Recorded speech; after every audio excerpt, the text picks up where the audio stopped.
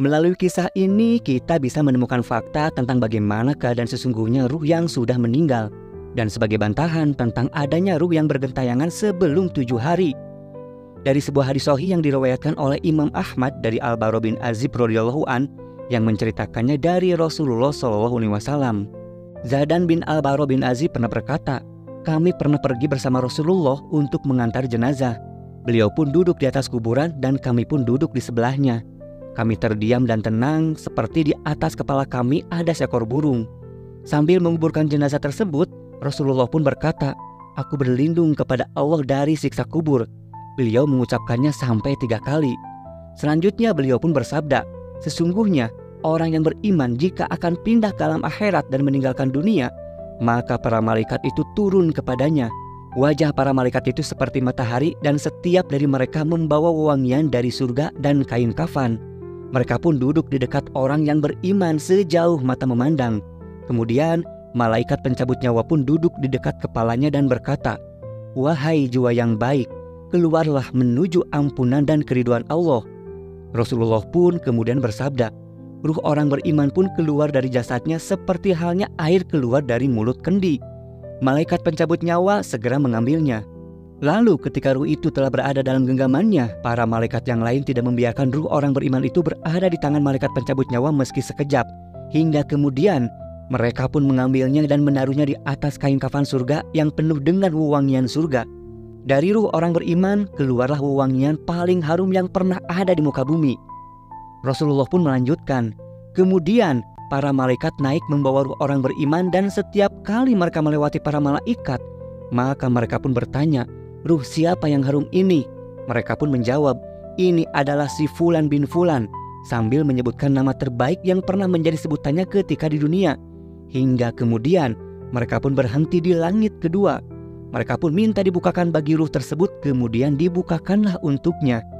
Ruh tersebut pun disambut oleh seluruh makhluk di langit kedua, dan mereka mendekatkan ruh tersebut ke langit berikutnya, hingga mereka membawa ruh itu tiba di langit di mana Allah berada. Kemudian Allah pun berfirman, tuliskan kitab hambaku ini dalam Iliyin, lalu kembalikanlah ia ke bumi, sebab dari bumi itulah kami menciptakan mereka, ke dalamnya kami kembalikan mereka, dan darinya pula kami akan keluarkan mereka sekali lagi. Selanjutnya Rasulullah pun bersabda, dan sesungguhnya orang kafir itu jika meninggal dunia menuju akhirat, maka para malaikat turun kepadanya dari langit dengan wajah yang hitam dan membawa kain kafan yang kasar, lalu duduk di dekatnya sejauh mata memandang. Malaikat pencabut nyawa pun datang kepadanya dan duduk di dekat kepalanya sambil berkata, wahai ruh yang kotor, keluarlah menuju kemurkaan dan kemarahan dari Allah.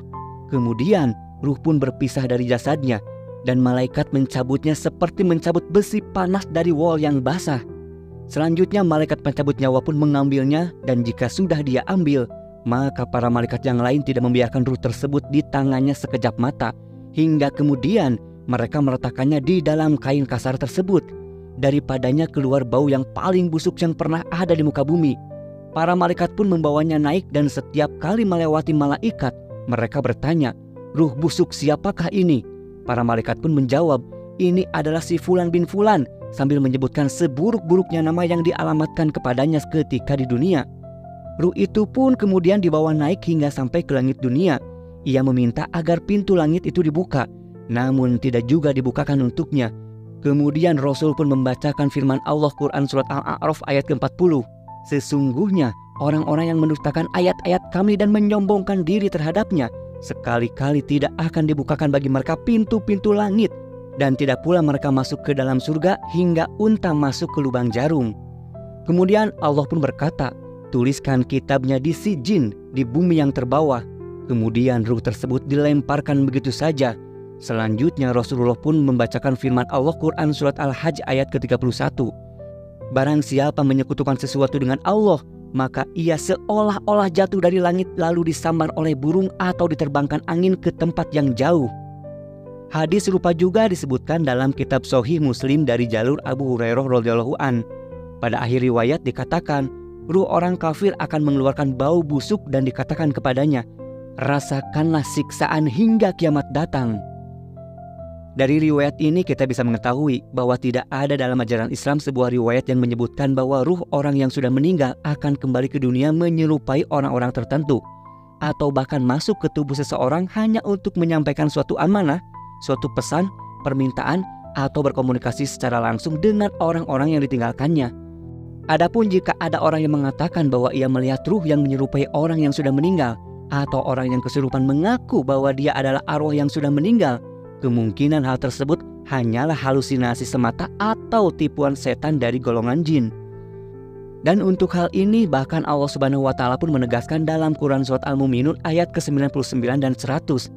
Hingga apabila datang kematian kepada seseorang dari mereka, dia berkata, "Ya Tuhanku, kembalikanlah aku ke dunia agar aku dapat berbuat kebajikan yang telah aku tinggalkan." Allah pun menjawab, "Sekali-kali tidak. Sungguh itu adalah dalih yang diucapkannya saja, dan di hadapan mereka ada barzah sampai pada hari mereka dibangkitkan." Jadi jika arwah yang sudah meninggal meminta izin untuk kembali ke dunia meski sekejap untuk sekedar berbuat baik ditolak langsung oleh Allah, apalagi dengan maksud untuk membalas dendam, menghantui dengan bergentayangan atau berbuat keburukan.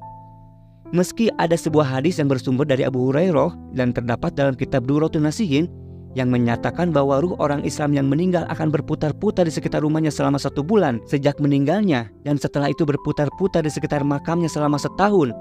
Matan hadis ini tidak ada diriwayatkan dalam satu pun dari sumber-sumber orisinil hadis, dan matan-matan tersebut tidak memiliki sanad.